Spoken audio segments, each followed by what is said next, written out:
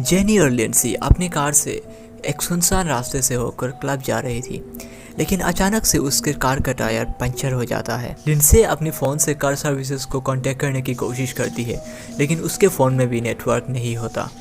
कुछ देर आसपास मदद ढूंढने के बाद कोई भी मदद नहीं मिलता, तो वो दोनों अपनी कार से बाहर निकलकर इधर उधर मदद ढूंढने की कोशिश करते हैं। तो कुछ देर इधर उधर भटकने के बाद लिंडसी को दूर एक घर दिखता है। तभी अचानक से बारिश भी शुरू हो जाती है, तो वो दोनों दौड़ते हुए उस घर में जाते हैं और उसका दरवाज़ा खटखटाते हैं।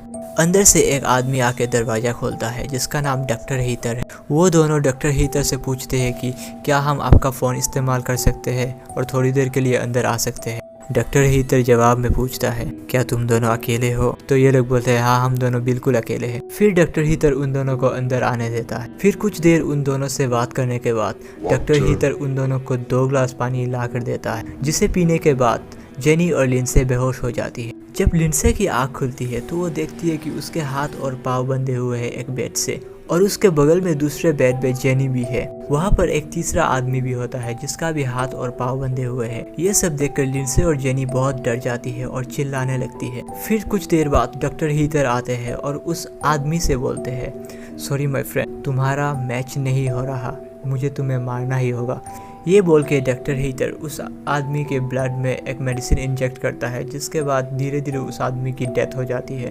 फिर अगले सीन में हमें दिखाया जाता है कि डॉक्टर हीटर एक दूसरे जापानीज आदमी को लाकर उसे भी बेड के साथ बांध देते हैं। फिर डॉक्टर हीटर तैयार होकर आते हैं और अपना इंट्रोडक्शन में बोलते हैं कि वो एक सर्जन है जो कि स्पेशल है ट्विंस को अलग करने के लिए।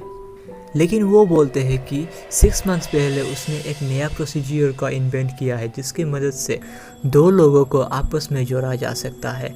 और वो एक डायग्राम में दिखाते हैं कि वो ए के एनएस को बी के माउथ से जोड़ देंगे और बी के एनएस को सी के माउथ से जोड़ देंगे। मतलब जो भी फूड ए इंटेक करेगा वो उसके पेट से होकर उसके एनएस के थ्रू बी के मुंह में चला जाएगा और बी के पेट से होकर सी के मुंह में चला जाएगा। इस तरह से एक सिंगल डाइजेस्टिव सिस्टम होगा इन तीनों इंसानों का, मतलब 3 इंसानों का एक सिंगल डाइजेस्टिव सिस्टम। इससे हमें साफ पता चलता है कि डॉक्टर हीटर एक्चुअली में एक पागल डॉक्टर है जो ऐसी वाहियात एक्सपेरिमेंट कर सकता है। ये सब सुनने के बाद उन तीनों को बहुत ज़्यादा डर लगता है।